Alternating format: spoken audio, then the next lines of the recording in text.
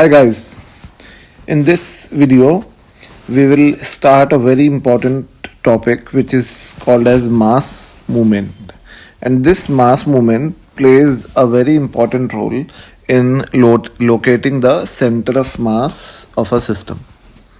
So first of all, I will tell you that what is mass movement, and later I will tell that how mass movement is useful in locating the center of mass.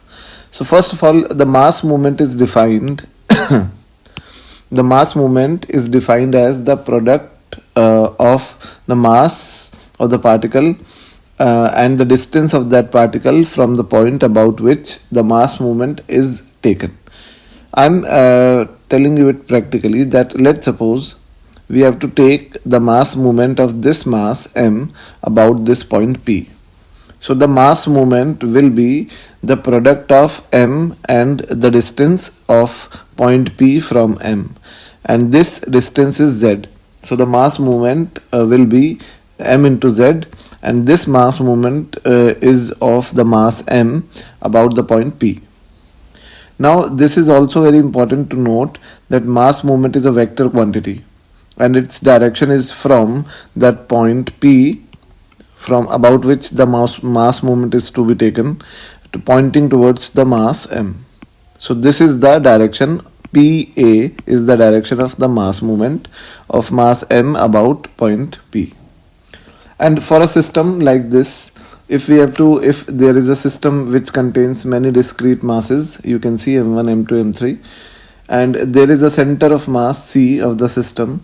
So if I write down the mass movement of the system about point O, so the mass movement of each of its component will be written and it would be added.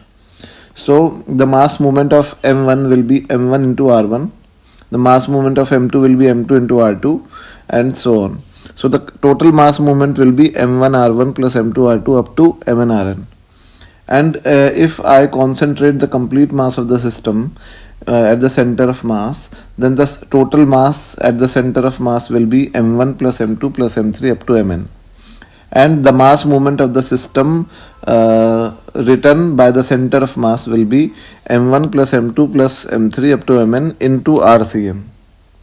So rcm will be equal to the total mass movement written in the discrete form upon the total mass of the system, because the mass movement of the system which is written discretely by summing the mass movement of each individual mass, or it is written by the center of mass concept, so it would be same because center of mass does not alters the system in any manner. So the mass movement can be equated. So this is RCOM, which is the position vector of center of mass, and this can also be written as summation MIRI from I from starting from 1 to n divided by the total mass of the system, which is capital M. And obviously MIRI is called as the mass movement of the masses of the system with respect to point O, and m is the total mass of the system. Now this was the mass movement. Now how does the mass movement helps us to find out the center of mass? I've already told you in this case, and now there is some important properties which are associated with the center of mass and the mass movement. So first of all, the summation of the mass movement of all the components about the center of mass of a system is always 0. So let us do one thing, that let us prove this point, and let us assume that this is a origin 0, 0, or we can assume this as a origin. I am assuming this mass m1 as origin. So this is 0, 0. Now if I write down the mass movement of the system discretely, so the total mass movement will be total mass movement is equal to m1 into 0. I am writing it about origin.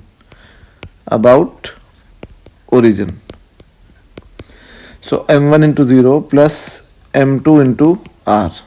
This is the total mass movement. and I'm also writing the mass movement with respect to the center of mass. So the total mass movement of system written by COM. So I am considering the total mass to be concentrated on center of mass, and hence the total mass will be m1 plus m2 and the distance from origin will be r1. Okay, now we know that this total mass movement should be equal, and therefore m2r is equal to m1 r1 plus m2 r1.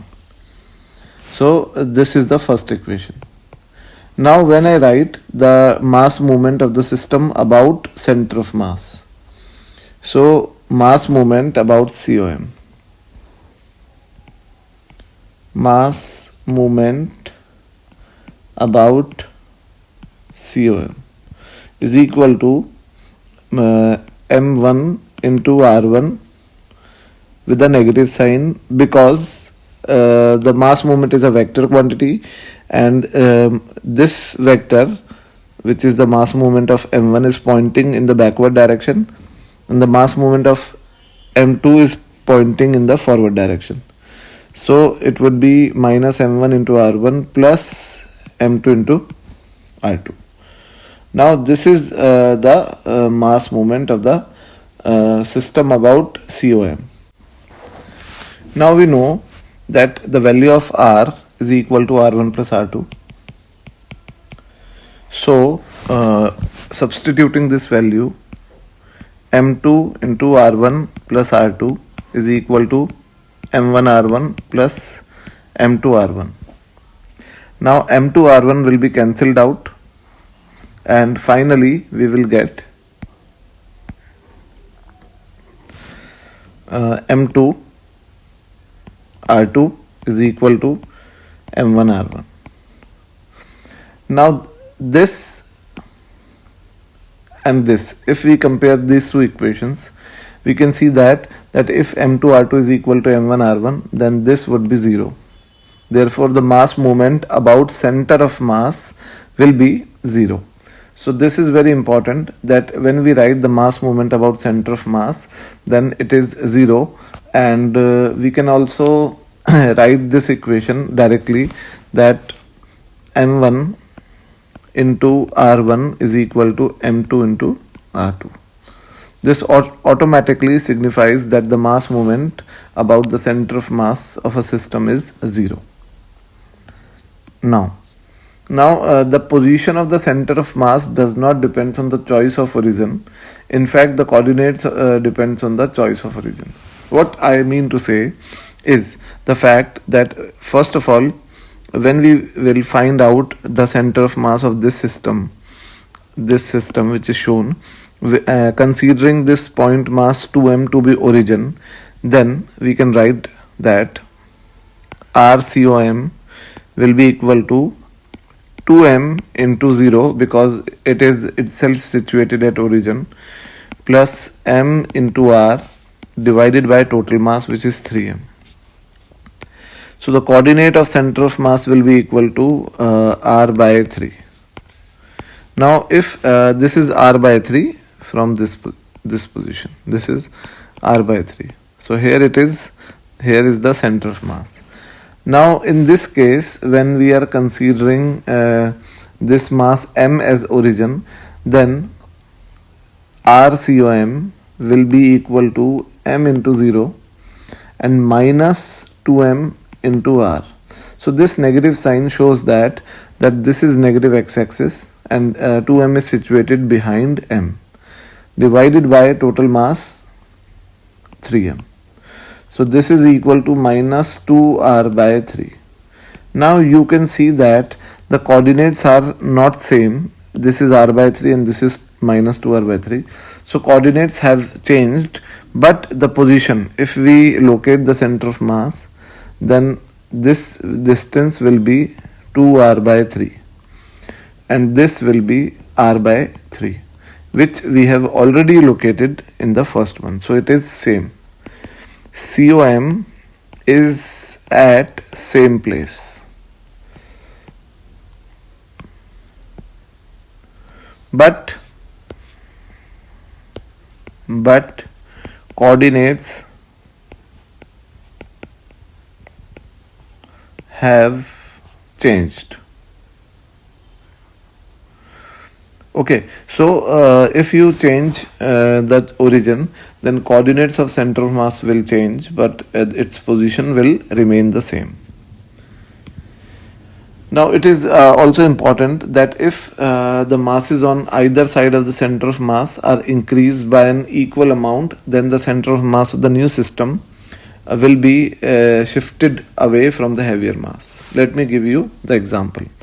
That let's suppose first of all this is a system of mass m and 2m, and the distance between these masses is r, and if I calculate the center of mass position from in this case, then it would be situated at a distance of r by 3 from 2m, and this distance will be 2r by 3.